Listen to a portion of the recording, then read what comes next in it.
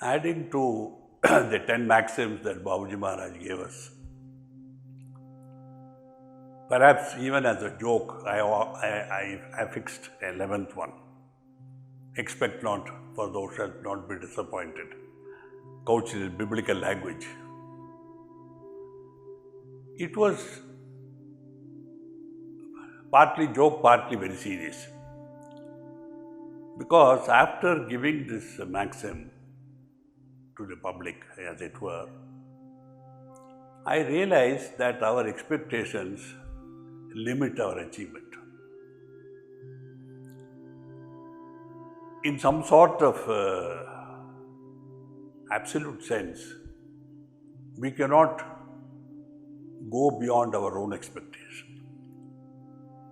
And since the spiritual goal is somewhere way beyond even the infinite, when we expect things like liberation and avoidance of petty nuisances of life like pain and suffering, expect life to be successful, expect life to give us wealth, health, happiness, and use spirituality as a means for these aims or goals, limited, because they are our expectations, they govern what we shall get. We cannot by any means receive more than we expect. Suppose your boss tells you, fix your own increment. Many people will be foolish. They expect 50 rupees, they may fix 500 rupees.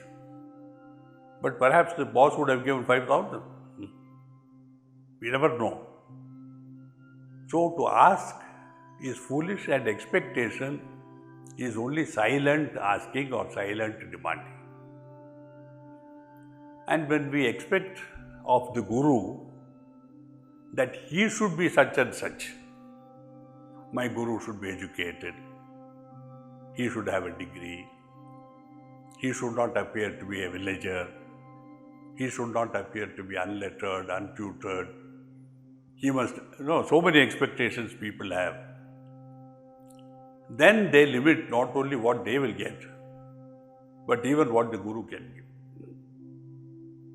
So there is wisdom in thinking that, as the old Vedic statement goes, Guru Brahma, Guru Vishnu, Guru Devo Maheshwara. He is God. He is Brahma, Vishnu, Mahesh, everything put together. Therefore I worship him. I am not worshipping a human being or coming before a human being and asking for mere human gifts to be bestowed through my spiritual practice. I am looking at God from my heart. I know He is God and He is what I think He is. When Lord Krishna says, as you worship me, so I come to you, He says, what you see me and what you get from me is depending on you. Expect to see in me a God, you will see a God. Expect to see in me a husband, you will find a husband. Expect to see a warrior in me, I am there. My dear devotees, he seems to say, expect not, for thou shalt not be disappointed. In the sense that what you expect, only you will get, and that is a disappointment, because what you were destined to get from me, Lord says, was what I would have given you. Now you are getting what you are expecting. You see, you have tied my hands. So when we expect something, we limit our achievement because we limit our own, shall we say, exertion, putting in of our energies, and we limit him. He says, this is all you expect, take it.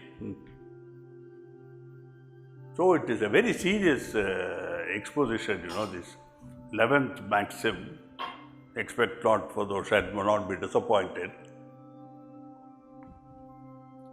is to be taken very seriously.